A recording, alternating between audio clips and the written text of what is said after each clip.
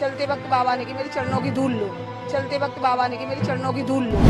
धूल के चक्कर में जनता ऐसी भागी है, तो एक के ऊपर ऐसे बढ़ते चले गए। और वो बॉडियां कीचड़ से लिपटी थी, जब ढूंढ रहे थे तब ऐसा लग रही थी कि कहाँ लाशों के ढेर में कूद रहे हैं। किसी के खिलाफ कार्रवाई होने से मेरी बहन अगर वापस मिल जाए तो मैं पूरे जल से लड़ जाऊंगी, पर मेरी बहन मुझे नहीं मिलेगी।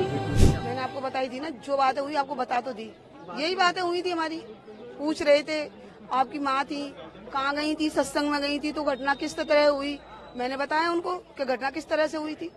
चलते वक्त बाबा ने की मेरे चरणों की धूल लो। धूल के चक्कर में जनता ऐसी भागी है, तो एक के ऊपर ऐसे बढ़ते चले गए हैं। पता ही नहीं कौन किसके ऊपर गिरा है, कैसे उनके प्राण निकले, क्या हुआ है कोई पता नहीं। जब खबर आई है कि हमारी माँ नहीं आ रही है, ऐसे बॉडियां पड़ी हैं, तब ढूंढ के अपनी माँ को लाए। और वो बॉडियां कीचड़ से लिपटी थी, जब ढूंढ रहे थे तब ऐसा लग रही थी कि कहाँ लाशों के ढेर में कूद रहे हैं हम। काफी दुखद रहा आपके लिए। राहुल गांधी ने कोई मुआवजे की बात की, क्या कार्रवाई करेंगे, क्या करेंगे? वो बोल के चले गए क्या जो होगा सो, क्या कुछ दिया जाएगा। तुम बात करते हैं ऊपर तक, जो उनकी वो जिसमें होंगे वो।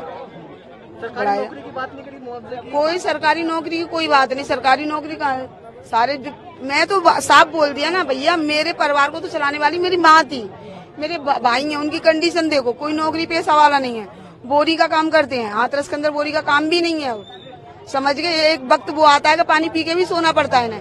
लेकिन मेरी माँ छोटी मोटी नौकरी करती थी हॉस्पिटल के अंदर, वो रोज लाती थी, बच्चों के पेट पालती थी। सहायता के लिए कुछ बोला राहुल गांधी ने? सहायता के लिए बोल के गए हैं, लेकिन अभी बोले बात करके फिर बताते हैं। उन्होंने सब पीड़ित परिवारों के दुख जाना, और दुख जानने के बाद उन्होंने कहा कि ये मैं संसद में जाके नहीं इस सवाल मुद्दे को उठाऊंगा, और ये मुआवजा कम दिया जा रहा है, इस मुआवजे को बढ़वाने की कोशिश करूंगा। यही हमें आश्वासन देके गए हैं, और हमें बहुत खुशी है कि हमारे लिए राहुल जी आए थे। बस यही बात। देखो, ये पता चले, कार्रवाई तो चल रही है, होना भी चाहिए, क्योंकि इसका जिम्मेदार है कौन? इसके जिम्मेदार तो वही माने जाएंगे या सिक्योरिटी मानी जाएगी। उन्होंने कहा कि जो आपको जो राशि मिलेगी हम संसद में ये बोलेंगे कि उसको थोड़ा बढ़ाएं।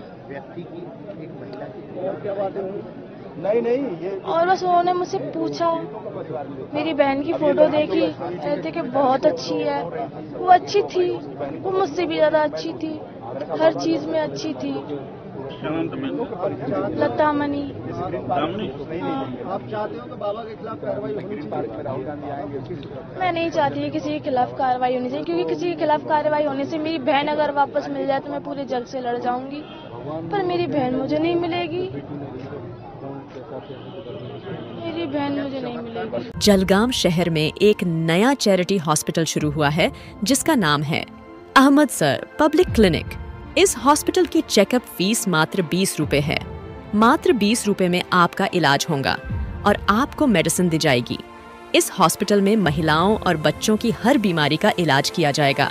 इस हॉस्पिटल में लेडीज के लिए हिजामा और लीच थेरेपी अवेलेबल है, जिसकी फीस अलग से ली जाएगी। आप जो भी इलाज अलग से कराएंगे उसमें आपको डिस्काउंट मिलेगा। आप सबसे गुजारिश है कि आप एक बार इस हॉस्पिटल में विजिट करें, और ये हॉस्पिटल शुरू किया गया कम फीस में, तो सभी लेडीज और बच्चे इसका फायदा उठाए। एड्रेस कुर्तुबा क्लासेस के सामने, मेहरून, जलगांव। टाइमिंग सुबह 10 बजे से दोपहर के 1:30 बजे तक और शाम में 6 बजे से रात के 10 बजे तक।